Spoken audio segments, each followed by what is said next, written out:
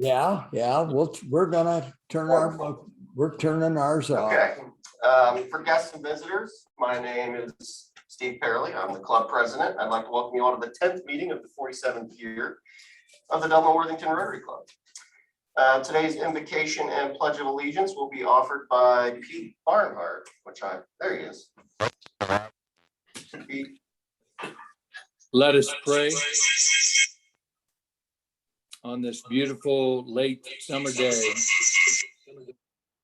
we look up at the beautiful blue skies and enjoy the warmth of the sun. But we now need to be ever mindful of what might lie before us, the same as we did when we encountered on 9/11 20 years ago this coming Saturday. Thank you, Lord, for all the volunteer active duty military that protect us internationally, along with our local first responders from fire and police departments and other services.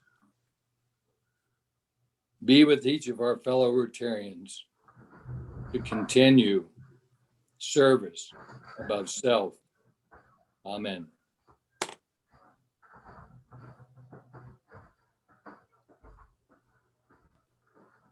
I pledge allegiance to the flag of the United States of America and to the republic for which it stands, one nation, under God, indivisible, with liberty and justice for all.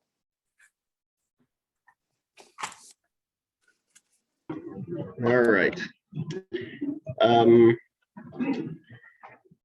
Teresa, I don't see any guests or visiting Rotarians. Incoming. Yes.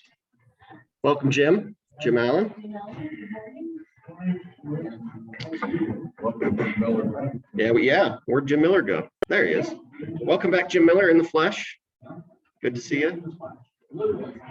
Yeah. Okay. Our program today will be introduced in a little bit by Joe, but first we have a sergeant. He's wandering away. Here he is.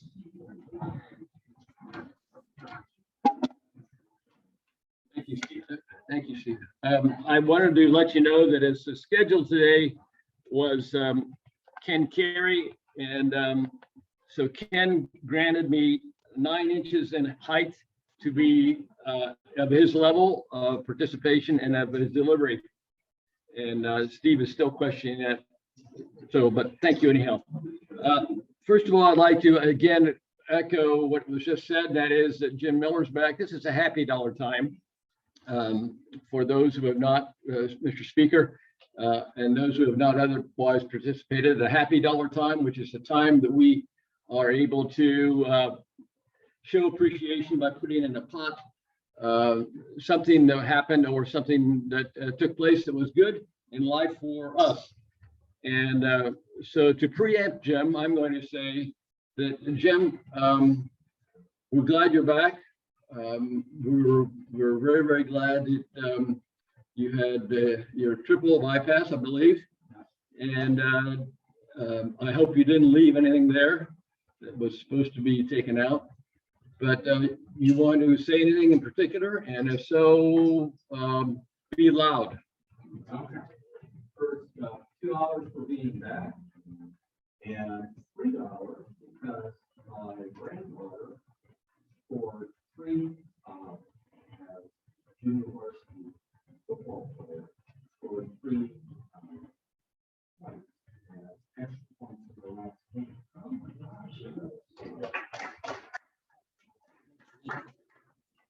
If you didn't hear that, were you able to hear that, folks? I know George couldn't hear it because he can't hear, but the rest of you, were you able to hear that, what Jim had to say? No. No, okay. It was good news. Thank you, Jim. And as to not cause problems, Jim, for you, even though you've already written, what I think walked, what, 12,000 steps last night? I'm going to have Daryl carry the pot, and therefore he's going to be able to seed the pot with some information that he's about to give right now. Thank you, Daryl. You get to carry the pot and tell us what you want. Darnell, Daryl, Darnell.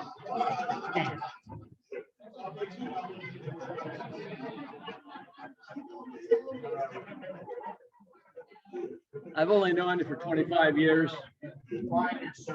Yeah, I am. Yeah, right. Daryl, Darnell. Okay.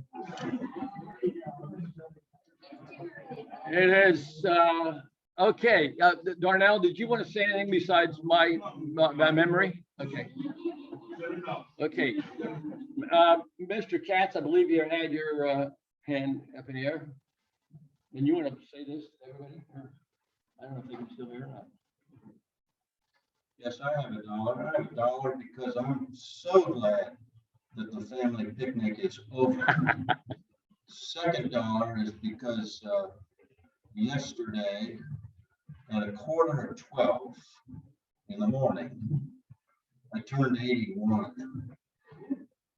And I'm going to pass this card. This is for Connie. If you would just obviously sign it, and we'll send it on. Thank you very much, and happy birthday to you, and happy good deed to you. Speaking of the family picnic, anybody that participated in the family picnic at the site, preparation and or cleanup, please raise your hands somehow. Okay, so congratulations to you, and to the rest of us who weren't able to do that or did not do that, get the buck out, only one this time, and put it on the table because it's going to go in the pot. And for anybody who participated in a family picnic, by the way, speakers are not required to contribute.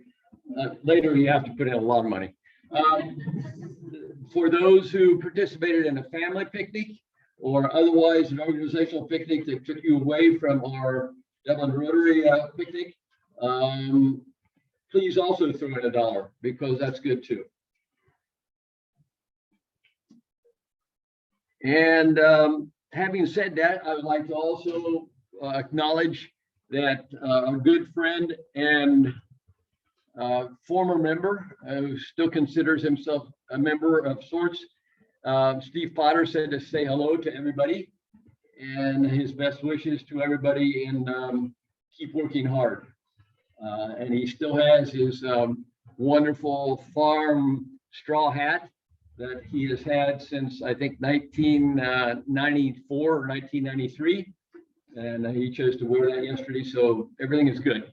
Everything is good. Any other happy dollars? I turned off everybody. Alan. I'm really happy you're a spoken with that yesterday. She seems to be a great spirit. Wonderful. That's great. That's great. That deserves $1 from everybody that hasn't, maxed out. They're $2. And while I have Alan up here, whether you knew it or not, Alan, just because some of you may not know this, drives a bit to get here. How many miles do you drive to get here to the meeting? 40 miles. That's not bad. That's after you milk the cows and feed the livestock. Okay. No cows, but feed the livestock. So where does 40 miles start? Does Heather do all the work? Okay. That'll cost you an extra buck, so you go into your $3 level now, which is only available to certain past presidents. And one more question, and this is kind of an interesting thing for those of you who don't know. Alan and Heather also participate in the emergency volunteer township. Am I saying all this right? What are you saying, sir? You go out and help people. When the bells ring and the telephones ring and the sirens go off. Okay, so what is the name of the fire department? Say it again. Porter King Center. So if you need somebody, just call Porter King Center and you'll come. Yeah. Okay. Fine. It's I'd be waiting a while. Northeast corner of Delaware County. Oh. Well, we have to drive there to get there. Okay, all right, okay, thank you. Okay, any other questions? Any other happy dollars?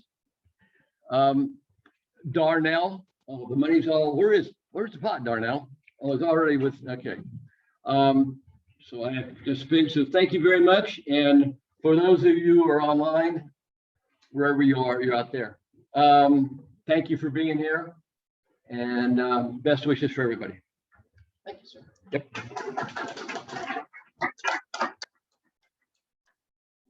All right, if anybody has any announcements. Their money's probably not to make this announcement again. But the Will Shaw's Memorial Golf Outing is still on September 20th. You have to sign up, you have to earn a fee, or you have to make a contribution, but please do so. If you're willing, registration's at 8 and the shot is 39. On the 20th. Looking forward to it. I saw a sign on the side of Sawmill Road for it. I thought, oh, Awesome. that's pretty cool. I haven't seen that. Yeah. Another announcement, if you are a committee chair and you have not filled out the committee questionnaire that Rose sent out maybe a week ago, please get that done if you can. Jennifer, you have some, yes. Yeah, so we got in the mail some thank you notes from our community members who we honored 2 meetings ago for their community service awards. And I think I'll just read some little bits and pieces from them, and then maybe I'll scan them and we can put them in a newsletter or something. But Jody Cooper, who is on the Rotary Foundation and was nominated by Jerry and Alan, thanks us very much for the Paul Harris Fellow Award. She loves the mission of Rotary of service above self, and she loves to help other people. Sometimes it's been really difficult because we cannot fund every case that comes through. So that can be a struggle, but it's really been a privilege, and she greatly appreciates the award.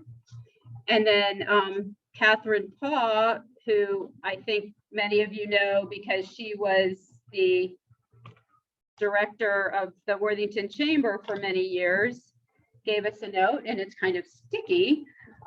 But she was very honored. She was nominated by Mary Greenlee and myself, and she loves the way Rotarians are community partners, and she's honored to be selected as the award. She feels humbled and privileged and so glad to be part of it, especially to be singled out by an organization which espouses service, fellowship, diversity, integrity, and leadership, values that she holds dear, and it is an honor. And I know Catherine is someone, when her health is in order, we'd love to, bring her in as a member. So I'm going to work on that. So I will get these scanned and put them in our newsletter so everyone can see how much our community members appreciated that award. And I'll make sure Rich Goldberg knows, because I know he's the one that worked on this, and I think it was really a great idea that he started this. So thank you, Rich, if you're out there, but I don't think so today.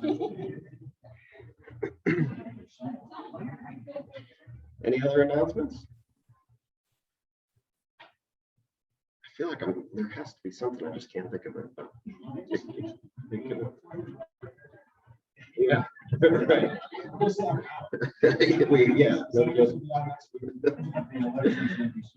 Right. Right. All right. With that said, then I'll turn it over to Joe to introduce our speaker. Thank you, Steve. Our speaker today comes to us from the first stage of this course, serving up a copy of this delegate from this past day about the new Dr. We had 2 sides business here in Worthington. Here he is reporting his businesses in transit, care, chiropractic, and he has recycling, and he's will, I'm sure, advise more today on how to naturally manage stress.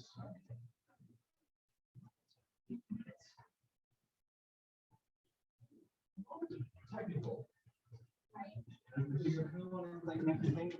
Oh, yes. I take pretty pictures, so Okay. it keeps me on track. And that way I don't just talk for 12 years and have you all, well, Pull this that out. Is it just a PowerPoint? Yeah, Could we possibly just put the PowerPoint on here? distinctly possible. Do you have a flash drive? No. No, I was. Do you have Zoom on there? I do have Zoom. Yeah, because if we project it from there, people on Zoom won't be able to see it unless he's on Zoom. You are full of wisdom. So, okay, how do I load into the Wi-Fi? Should be NLT-guest.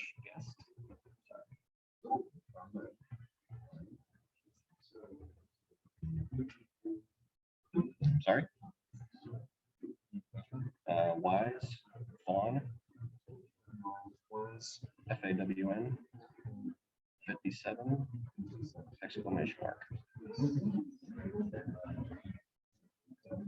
Looks right to me. People in the room.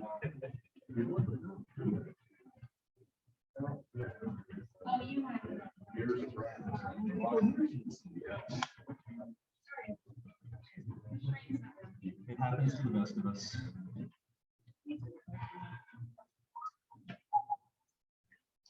As we wait, does anyone know any good jokes?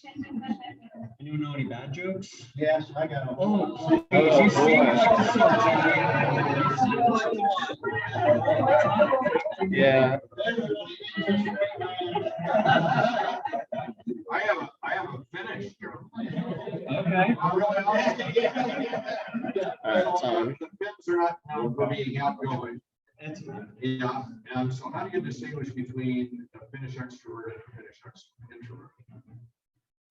Finnish extrovert looks at your shoes when he's talking to you. Finnish introvert looks at his own shoes when he's talking to you. Thank you very much. I'll be here all week. Can you fire up Zoom? I can. If it would let me connect to the internet. Yeah, I think we're on. We're on now. Yay, it likes me. It likes me. Okay. Yep. And the code is 829. 8629 3373. Sure. That's code 180 868.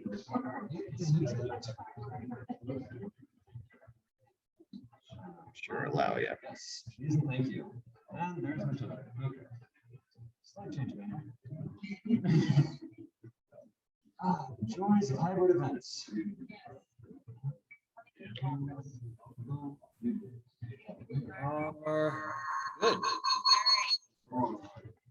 Should I mute? Did I'm you mute him? doing the feedback. I think we're good. Okay.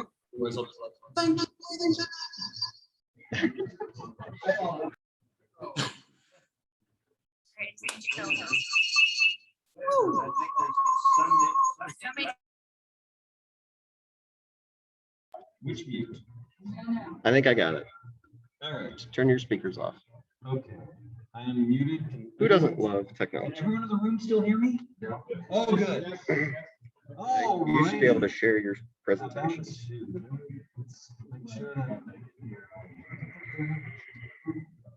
All right, everyone out in the interwebs able to hear me still? Give me a thumbs up or any kind of finger up. Yes. All right. Thank God. We are good. You gave us a very cool finger up. I appreciate that. Here's a microphone. I hope that this is actually doing what it's supposed to do. Cool. Oh, yes, microphone. Close Because enough. while I can project in the live world, I need to make sure I'm also audible out in the universe. I think we almost got this. Oh, and I think I've used all my time getting the text set up. Thank you so much. It was great to meet you. All right, so. All right, so hi. A pleasure to meet all of you. I want to thank Christy, wherever she is, for inviting me today, because she was like, dude, could you, paraphrasing here, but she's like, dude, could you come and actually speak to our Rotarians about just a little bit about like natural health and stress, because apparently it's really stressful out there. Really? That's strange. But yeah, so it's particularly stressful times, and it's always useful to know stuff about stress, and especially some of this I'm going to be relating also to heart health, because how many of you have hearts? Cool. It's a useful organ, yes? you're really glad when it works. And there's such a strong connection between what's going on with stress and people's hearts. I just thought, I want to give some info that's going to be useful for both of those in case, whether it's not useful for you, it might be useful for someone who you know or love. And hopefully you all have people who you know or love, because this is a service organization, right? You wouldn't get into it unless you love people a little bit, or unless you're crazy. Possibly both? Okay, you need both in this world right now. And so just, it's not, okay. We're just gonna go with it. We're gonna go with it, it's just free. It had a timer and I really wanted it to just do it's determined to do presenter view, but yep, it's just being what it is. So we're gonna let it be what it is, because that's just how the world is at this moment. We're rolling with it. So who am I? I'm Dr. Matthew Mancuso. Hello. I have a practice over in Old Worthington, next to where Brugger's used to be. Anyone remember Brugger's? Yep, good times back before the plague. And so apparently there's going to be a taco thing that moves in there eventually. We're all looking forward to that. However, we're not here to talk about tacos. So who am I? I moved into Worthington in 2012, but before then I've been in practice since 2006, literally around the world. I graduated chiro school 2005. I'm a chiropractor, by the way, and graduated chiropractic school from Lev Chiropractic College West in California. Then went from there to Ireland for my first year of practice, brief stint on Mallorca, a little island off the coast of Spain, then to Florida where I grew up. I'm one of those who did it backwards, went from Florida to here. And then back to California, to Seattle for 3 years. And then since 2012, my wife and I have planted our flag here in Worthington. And I've really enjoyed it. Also, just to warn you in advance, since 2017, I've been one of the international teaching staff of the particular kind of chiropractic we do. Last year, I was supposed to go to Australia and New Zealand, but some stuff happened. So, however, with that, I'm used to having people for a minimum of an hour, usually a weekend, to, hold their prisoner. Fill them full of information. And so with that, if I go through a lot quickly right now, I apologize if I'm really quick about it because I want to honor your time, but also I'll give you ways you can contact me afterwards if you wanted to get a copy of some of the stuff I'm talking about or some of the extra information. Is that fair? Cool. That also applies to everyone out on the interwebs. We want to make sure that if you do want an access to some of the information or stuff that could be helpful for you, we'll happily send you that info. And so with that, just for starters, why is a chiropractor talking about this? Just real quick, there's different wings in my profession. And a lot of folks think about more the musculoskeletal wing in my profession. Bones, muscles, snack, crackle, pop, Rice Krispies, that side of it. And there's a very strong use for that side of my profession, which is focusing on the muscles, the bones, making sure your body can move. There's just another wing to my profession as well, which is more than just the muscles and bones. They ask a simple question, which is, Jerry, you seem like a smart guy. Does a bone move itself ever? No, they don't. It would be like asking a house to assemble itself out of concrete blocks or timbers. It just doesn't happen. Bones, well, they're nice, they're a dumb system. What moves your bones around? You. That's okay, you went right to the end. Yeah, it's like muscles move bones, but bones are run by volition, by the mind, by the brain. So how is it, in my area of profession, we look at how do you actually use the body to adjust the brain? Because the brain adjusts, literally every part of you. Bones, muscles, nerves, as well as your ability to handle stress and for run every organ of your body. So that's particularly my approach, which is why I'm talking about stress and also how it relates to your art. Now, the developer of the kind of work that we do has a quote that I love because it sums it up so well, which is when you step in a dog's tail, the bark comes out of the mouth. Treating the bark never gets the foot off of the tail. And so often when it comes to different disease, pain, or especially stress right now, we are treating all of the barks and we've missed the tail. So I want to give you some information on how to actually get the foot off the tail of the different things in your life, so all the different kinds of barks don't have to drive you crazy. This is especially relevant when we think about, where is the problem coming from? So often when we're treating stuff, like we're treating the secondary effects to different kinds of stress. I love this metaphor. A friend of mine came up with this one and I just stole it wholesale. They say that copywriting is copying good writing. And they say that most of the ways we're studying how to treat different diseases right now, especially the side effects of stress or cardiac stuff, but in general, we're using a model that goes with, we'll say someone has anxiety, and you discover that, wow, when they drink wine, they feel more relaxed. They feel more at ease. And so then you just measure the effects of, when people drink wine, they are more relaxed. And then the outcome from that is we think, So just if you give people a bottle of wine a day, they're healthy. Now, to some people that may sound like a good idea, but we also know that's not actually going to get to the root of what's going on with the anxiety or the stress, right? Yeah, I hope so. Otherwise, we have a different conversation, and we'll have the party at happy hour at our place. Now, this is when it comes to heart disease, this is a fundamental thing because we all know heart disease is one of the leading causes of death for men, women, humans across the board. One person every 36 seconds is actually dying from cardiovascular disease. That's a lot of people. And that's like 655,000 Americans every year. That's a lot of humans in our own country. The list goes on. It costs us over $200 billion per year, which is a lot. But then there's also coronary artery disease on top of it, not just heart disease, but disease to the arteries that feed your heart. It's a separate measurement. That's a mere 365,000 people per year. We've got 1 million people a year just from those two things alone right now. I'm not here to depress you, but just to give you facts. Is that fair? I can't help it if the facts tend to have a depressive bias in case. But also heart attacks is 1 every 40 seconds, which is 800,000 Americans having one of those per year. This is not fun. We've all known this kind of stuff though. What most people don't get is we have this idea that stress is something that happens in your head, right? Anyone else out there? I mean, we're Midwesterners, so we're fine, right? We're finding you. Isn't that the Midwestern mantra? I'm finding you, I'm finding you. Someone put years ago, living the dream. Whereas the reality is that most of what's actually going on a cardiovascular level, that alone, is what's called a sequelae or secondary effect of the way stress is affecting your nerve system. This real thing called stress. And there's 3 branches to stress. You know what those 3 different kinds of stress are? Throw out some ideas. What are the things that are stressful? We're all doing it right now. How many of you are sitting? If your hand's not up, you're dead. Come on. You're not sitting, but I appreciate your enthusiasm. You're a good man. Physical stress, just sitting alone actually has more impact on your body than smoking. I'm not saying you should take up smoking and walking, but just sitting has a major impact. Physical stress, whether it's sitting, the posture we have over our little devices or desks right now, or the fact that, like people, when they try to get up and get moving, we were talking about how weekend warriors, when you're sedentary all week and then try to get it all out on the weekend, how you'll sprain and damage more. Stress has an impact. There's also a chemical stress. How many of you are drinking coffee? Cool. How many of you are drinking tap water ever?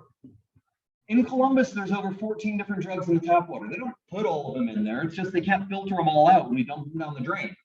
So you got your antidepressants, you got your caffeine, you got your antibiotics in it. Heck, you don't need like Starbucks anymore or a Prozac. Just go to the tap. There's a bunch of crud in it. Let alone then there's also what's behind 85% of the stress that's really impacting our body, which is emotional and mental stress. And I know as Midwesterners, we don't have emotions, other people do, and we wish they wouldn't, but the reality is we do. And all of those things impact something called heart rate variability, which is your heart's ability to adapt in the moment, to actually handle the new stresses and changes. Everyone, just for a moment, humor me and stand up. Congratulations, you just put your body through a change. In order to stand up, your heart rate actually had to go up. In order to stand up, your blood pressure had to go up. Do you know why? Because if it didn't, you'd get up, get woozy, and pass out. Because blood couldn't actually make it back up to your brain with the change in gravity. Cool, sit down again, thank you.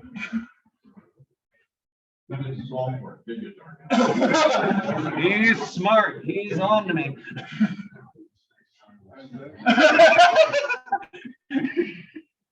You guys are fun. But yes, heart rate variability is the measure of the heart's ability to handle new stresses. Physical stress is one of them. Chemical stress is one of them. Also emotional, mental stress, our heart responds to this. But we all know this, don't we? Because how many of you have ever gotten bad news or turned on the news and you felt your blood pressure go up, felt your heart rate go up? It's just the nature of the beast. It's supposed to be able to adapt, flex, and flow. It's one of the greatest measures they're finding for resilience to cardiovascular disease as well, being able to measure the variability between beats on the heart. Someone's ability to actually predict if they're on the edge of having a cardiac event, if they're at the edge of actually beginning to have another kind of challenge like hyperglycemia, diabetes, hyperlipidemia, insulin resistance, and mental stress, by being able to measure just basically how well your heart can adapt to stress, not the cardiac stress test, but a much gentler version called heart rate variability actually helps you know how well you can bounce back. Athletes, anyone an athlete in the room? Okay, well, but they have apps that help you measure if you're ready for your next workout by measuring your heart rate variability. Knowing that. The same thing relates to it. Why does this matter? Well, I've covered all this. If you want more info, I can send you a ton. This is all just from little places like Harvard and the rest.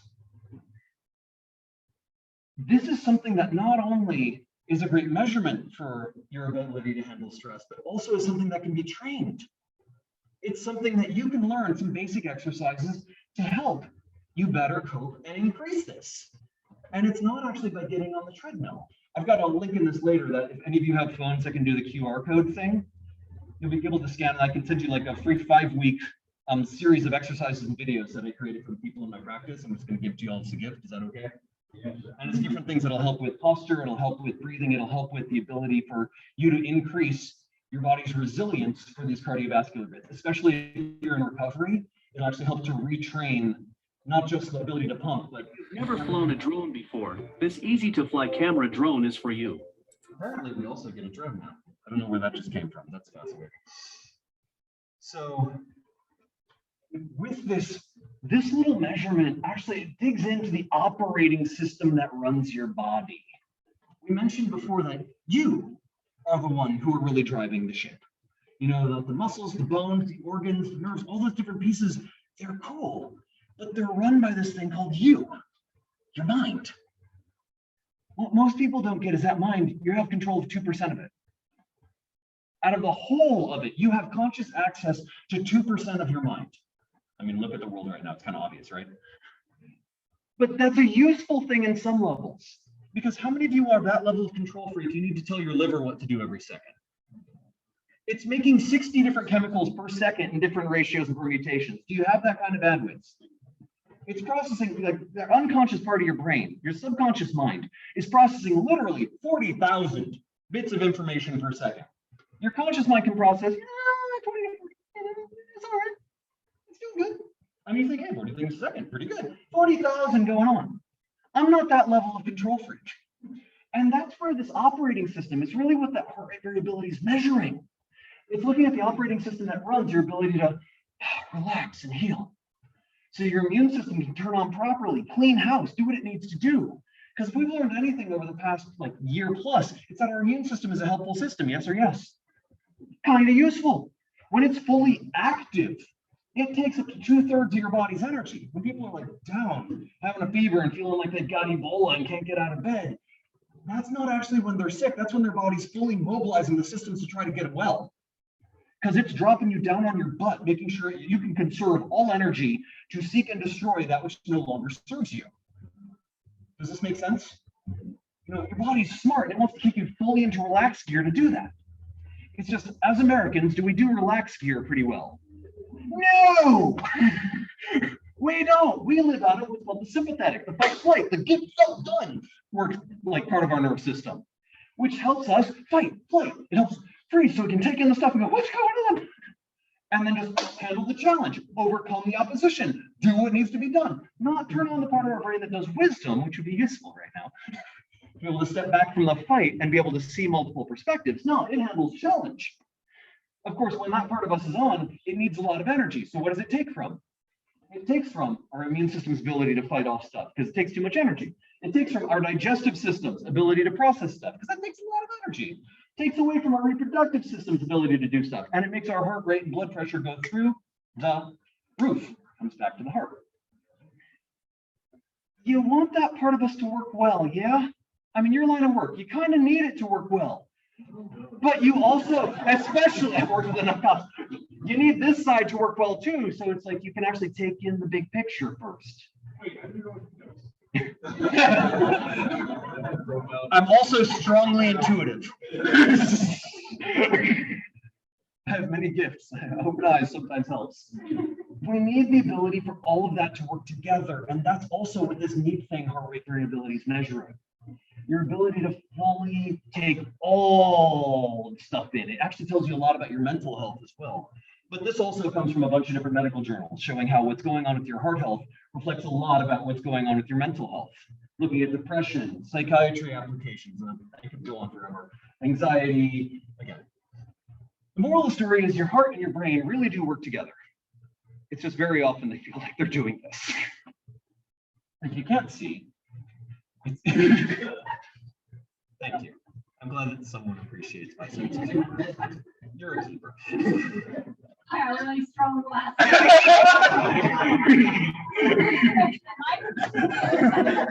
As said, Chrissy was like, make a PowerPoint. I'm like, I love PowerPoints because they have pretty pictures and they keep me on track. So with that, I mentioned before, the things that throw this off, that really throw off stuff, are these things called stress. Stress is a big thing. And this nerve system of ours is useful because its job is to coordinate stress. You know, if you had a completely stress-free lifestyle, you'd be dead. Yeah. Okay. You're like, I'm tempted. Give me the challenge. We're actually designed, when we are healthy, when our body adapts well, we're actually physiologically designed to grow stronger from stress, to grow more capable, actually more connected with others from stress. You know, when things go well, when challenges arise, usually the better angels of our nature come out and we come together. We're also wired to grow wiser from stress so that things happen and we learn from it so we don't repeat that in the future. Wouldn't it be cool if everyone actually had a healthy nervous system and was doing that? Yeah, because I feel that way too. I was like, oh, what happened? What went wrong? Well, that's a longer conversation, but it all summed up with overwhelm. Our system's designed to handle stress well, but it can only handle a certain volume. And normally we all have our own unique thresholds, but I think last year, like through now, has already been everybody's. Because pretty much everyone coming into my office right now, including when I'm doing, like, I measure brain scans as well as physiological stuff in my office, and the teenagers coming in look like they're a 40-year-old having a midlife crisis. I mean, everyone's got a level of overwhelm. Whatever pushed you over the edge. To me, I was really hoping it would be February of last year where the Pentagon was finally like, oh yeah, aliens, UFOs, it was a thing. I was hoping that would be the end, but no, it's just gonna get better. So when we reach that threshold, that's when no matter what you are, no matter who you are, no matter what's going on, we all have a weak point. So I want to let you all off the hook, because sometimes you feel like, but I know better, I shouldn't be getting sick. We've got limitations of matter, we're still made of meat. And so when this happens, all the different stress we cannot process, our body learns. Remember, nerves, your brain, your mind, it's smart. And sometimes in all of its intelligence, it forgets to be wise. All the stress happens, and sometimes when our body's like, I can't handle it all, it stores it and accumulates it for later. Kind of like, you know, I don't want to miss that stuff, so I'll just bind this up here, bind this up here, bind this up, so that maybe when things finally relax, I can shake it off, shake off the body armor, and actually turn on that part of me that was supposed to get wiser from this. I'll learn from it. But in the moment, we're in survival mode. You know, physically builds up in the brain itself, but we all know this because we know when stress happens, we don't always think at our clearest, right? Or we might think crystal clear, but not always smart. It also builds up in our posture. We know this because you know when people are having a bad day because their shoulders become earrings and they look a bit like a question mark. And it also builds up in our organs. But we know this because when we get bad news, usually food sits like a lump in our stomach. And so it does this in a way to prime us. See, the nervous system itself is in a bigger picture where you can see it. You got the brain, but the main part of it actually lives within your spine, within the back. That's the autonomic part, the operating system that runs stress behind the scenes.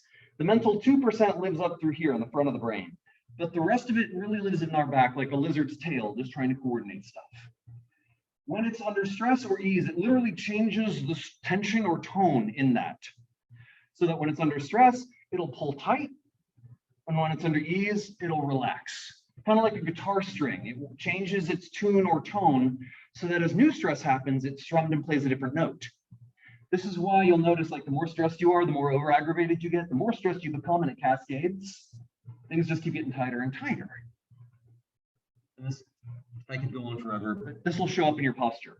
I guarantee that if you start looking at people's posture, you'll be able to tell how stressed they are. Because a happy human will look like pretty well balanced.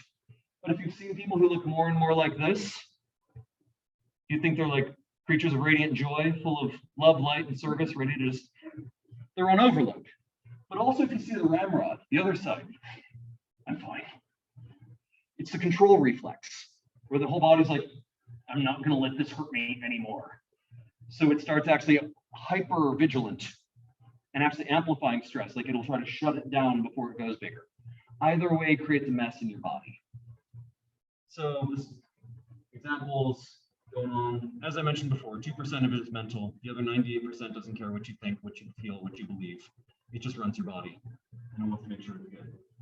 So what do you do about this? That's the important question. Well, I wish that we could just tell ourselves, it's fine, just fine, but it's not. So that's part of why we actually, if you have a phone that does the QR thingy, like grab a shot of that, and if not, we can email it to you afterwards. As I said, these are things that can be physically retrained. If I had a little more time, we'd walk through them all together, but you all have jobs and homes and lives. So I'm just gonna make sure you have access to all this stuff. It's a combination of things. The very same physical things that get us stuck also can help to set us free. Remember, if 2% of us is mental, why just leverage that part to try to make the change? How about we leverage the 98% of us that's physical to help the mind, the stress, and through that, the heart, to be able to actually relax and better adapt to the new things. Instead of getting stuck in this stress mode where it's living in Groundhog's Day, responding to the old stressors in the present, how do we actually get it to function well in the moment? There's this, again, 5 different weeks of stuff I'll have in here. It goes through different postural, breathing, movement, different ways that you can engage with your body to help it become more resilient, and not rigid resilient, but healthy, flexible resilient. An old professor of mine, I was Dr. Rebecca Nystrom, back when I was at Life West in Hayward, California. She said, Matthew, when I was looking at my x-rays, and I was like, what happened? She goes, Matthew, there are straight trees and there are crooked trees, no matter. The question is, can they bend when the storm comes? The ones that are rigid will break, but the ones that can move with the wind are the ones that can best handle life. And so how can we help you be able to best actually handle life with that? We've got a series of different exercises to help with that. A few pieces beyond that, fun stuff. Sleep. How many of you sleep? Sometimes is the key, and it's an honest answer. It's one of the most common pieces, especially over the past year plus. There's been such an incidence in sleep disturbances. People have had a hard time sleeping. I wonder why. Maybe because everything's completely on edge and uncertain. And so one of the biggest things that helps both you with your heart itself as well as your emotional resilience to stress is sleep. And how much? Well, there was a fun study done looking at just emotional resilience. And they found that in general, Americans need between 6 to 8 hours of sleep a night to actually be best emotionally resilient to stress. But then they studied Midwesterners. We're overachievers, right? We have a work ethic, bar none. And that's also why we need between 7.5 to 9 hours of sleep to get the same effect. Work hard, sleep hard. And I say that because people hear that and go, yeah, but I still do fine with less. When you're operating at less than that, okay, when you're at 4 or less hours of sleep a night, cool, you're going psychotic. Between 4 to 6, you're not aware of how you're functionally psychotic. So may I suggest a little extra sleep will do you good. So you got that for you. Also, these are some bits I can email you the info, but there are certain very specific supplements that can help with this overall resilience. I'm not a huge supplement guy. I just like knowing what's the one thing that creates the biggest impact. Oh, that's someone else. He has a lot of strength. Don't we all, man? But the 3 bits that are most impactful for both helping your heart and your brain handle stress, they're called omega-3s, CoQ10, and alpha-lipoic acid. The omegas, it has a very specific ratio on it. I can email you that if you can't see it on there, just because we have time and data, but it is between 2,000 to 3,000 milligrams of something called EPA. When it comes to omegas, here's the cheap and cheerful. Don't get the cheap and cheerful ones from Trader Joe's. A lot of them have stuff in it that'll actually irritate your body. Either rancid oils or other things that'll make it further worse. There's a few good ones out there. Nordic Naturals is one. But if you go to this place, it's omegavia.com. It's a website of the best designed Omegas I've ever seen that are also cheap and cheerful. And I think they know their stuff so well as scientists, and they're horrible business people, which is why they're so affordable. And I want to help keep them in business. I won't get anything from it. I just think it's such a good stuff that it's easy. I don't get anything from it. It's just omegavia.com. They make really good stuff. And last but not, we know that how we eat affects our heart. We also sometimes know that we eat in ways to handle stress that don't help our heart. You ever self-medicated with food, or am I just the only Sicilian in the room? Okay. When it comes to eating, the things that actually matter the most, and this is from some interesting studies, it's not the food you eat, but how you eat it. See, if you spend at least one meal a day eating with someone you love, eating like sitting down with someone, actually spending time to just be with them, no screens. Take the phones off the freaking table, break the dopamine addiction, and actually sit down with a person, have a conversation. It has a much better impact on how your body and your heart especially works than if you sit there and eat all the right things, but in a constant distraction mode. Remember those two branches of the nervous system we were talking about before, how there's the stress mode and the peaceful, easy feeling, relaxed mode? If you're sitting there eating, but you're still in stress mode, constantly busy, go, go, go, go, go, your body doesn't assimilate the nutrients well, it will inflame. Even if it's healthy food, it will inflame. But on a study done by a bunch of weird, like New Jersey Italians back in the 70s, long story short, they found that it was a small town. It was part of the Framingham study, but it wasn't in Framingham, it was near there. They were finding this little group of people that had the highest incidence of healthy heart function in the US. So they went there expecting to find a bunch of vegetarian yogis. And instead they found a bunch of overweight Italians. And they're like, what happened? And what they found, it was in the sociological factors that actually made the biggest difference. They would always be having family meals together every Sunday. The whole family extended would come together and have a meal with the gravy with each other. And when they moved out of the town and broke those regular rhythms of connection, that's when their heart disease, the same people, would become the national average again. But it stayed so good when they had those rhythms of connection with each other. It does come down to stress. If you can't connect with other humans right now, because right now, for whatever reason, you're just not able to, the screens rule can be broken. If you need to share a meal with Zoom with someone, you find a way. But you'll just still have that moment of connection where you're sitting there just like having a cocktail and a snack with a friend over Zoom, whatever it takes. Because what's eating you affects you a lot more than what you eat. So with that, I hope any of this was useful. I know I can be a fire hose sometimes. And so I tried to rein it back a bit. At the end of the day, I mean, you got to move your body, which is why I gave you those different exercises. If you need more info on that, I can geek out about what I do until the cows come home, which are the most research things in chiropractic. And the heart rate variability thing also is profoundly influenced by a really good chiropractor, which is why I mentioned that.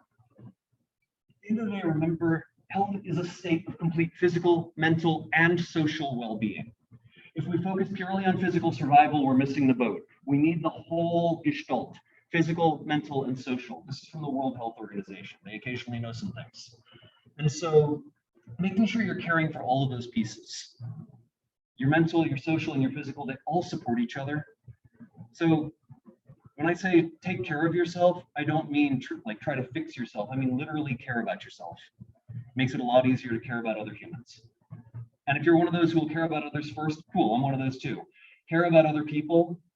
And in the process of that, remember that you're one of them and take care of yourself like you would them. Is that fair?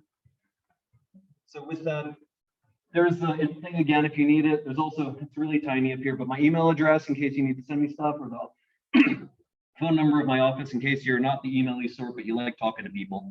Because the good news is my front office people also love to talk to people. And I'll probably have to walk up to the front desk at some point and go, let the prisoner go.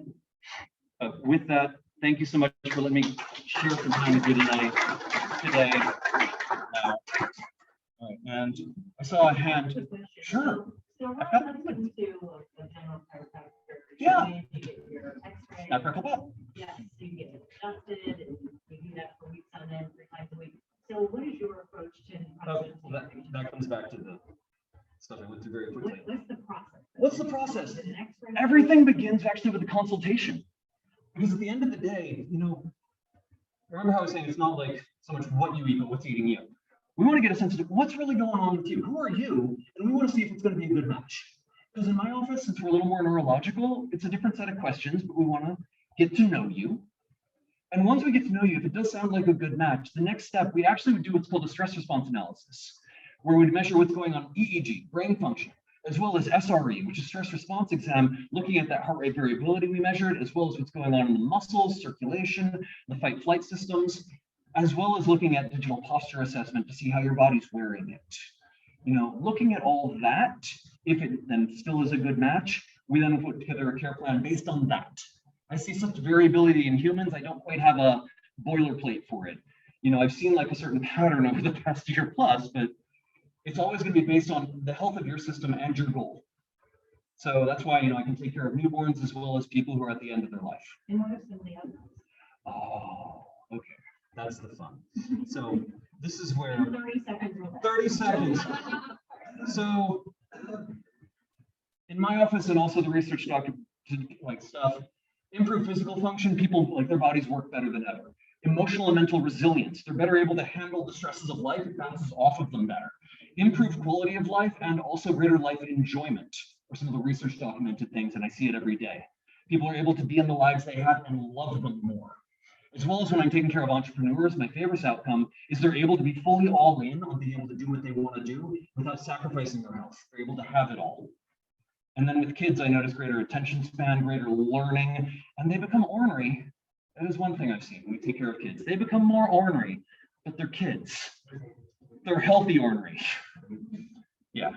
Yeah, they learn faster, they grow faster, and you got to keep up with them then. So those are some of the things. I like to joke, I specialize in attitude adjustments. Does your practice go in say with the Imagine you have the same ingredients. One person, you've got a French chef, one person, you have a Chinese chef, and you're trying to get them to do them together. It would get messy. No, but with my style of stuff, the body should, over time, should learn to adjust itself. That's one of the things I like seeing. With our style, every session builds on the one before, so that when you leave the office, you should actually come back to it looking better, because your body's literally learning how to better handle the stuff. And then if I need to, like one out of every thousand adjustments, I'll do more of a conventional thing if it's needed, but very often it's more like a touch screen, very gentle and precise. Your body does it more from the inside. It's a teach to fish approach, which I find the outcomes really interesting from that. But again, that's why I have the joy of being able to travel around the world teaching folks it. I didn't develop it, but I think it's cool. Yeah. So I'll ask a quick one. My daughter's baby is colicky, and the doctor has her going to a chiropractor. And it is. What's helping a colic? Remember what we were saying about the nerve system, how it literally runs everything? It lives inside your back. You know, the nerves that run your colon for a colicky baby come out of like the L1 right down through here. You know, if there's anything stuck or distorted, irritating the nerves running the colon, you know, a baby has a hard time with the poops and stuff. It's a little thing. And plus being born alone, 80% of newborns are just like, there's just, it's very tight as they come out. So 80% of newborns have a slight distortion of the upper vertebra. If it becomes symptomatic, it gets weird like that. Yeah, babies. Yeah, And I had never heard of that before, but I know. really good. Most of the stuff that turns up when you're like midlife and beyond roots in between 0 and 7. Your body develops the patterns and it just works with it until it can't work with it anymore. Take care of a kid and you change someone's health for a lifetime. That's why it's my greatest joy, you know? Although it's kind of fun when you take care of folks who also the other end of life and they say, oh, you know, the doc said this, I just had to live with it. And you watch that change. You're like, oh crap, what do I do now that I can live? That's my favorite outcome. When people walk in going, you know, I thought that this was who I was. How do I live now that I'm actually healthy? I had someone ask me that once. I'm like, that is a great question. I love helping people have higher quality problems. Yeah. Tony Robbins would say, you're always going to have problems in life. Make sure they're a higher quality one. Excellent. Well, thanks for letting me back.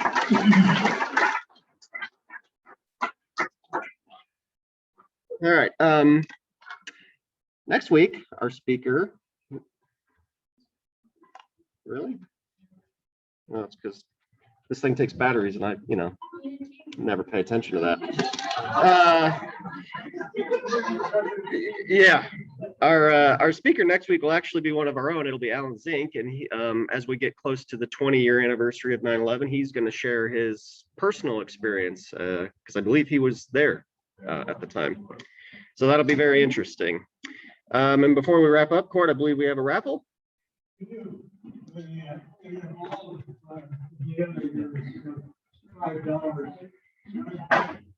Somebody else.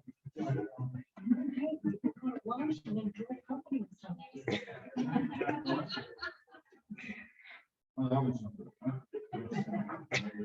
503.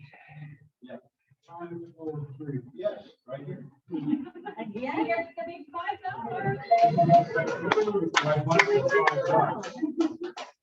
For 147. 508. Didn't buy that many tickets.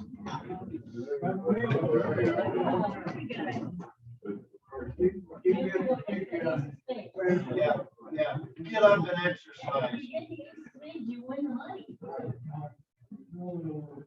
No, you gotta come hold the car. You gotta reduce the number. Increase the odds.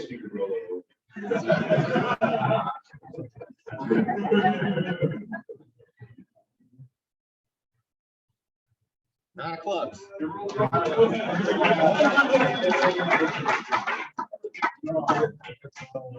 All right. First time I've seen somebody draw a card for me. Yeah, just right off the top. Yeah. Well done. Yeah. Okay, I think that's all we got. Before we adjourn, let's do the 4-way test. All right, of the things we think, say, and do, first, Is it the truth? Second, Is it fair to all concerned? third, Will it build goodwill and better friendships? And 4, will it be beneficial to all concerned? Thank you, everybody. Have a great rest of your week. We are adjourned.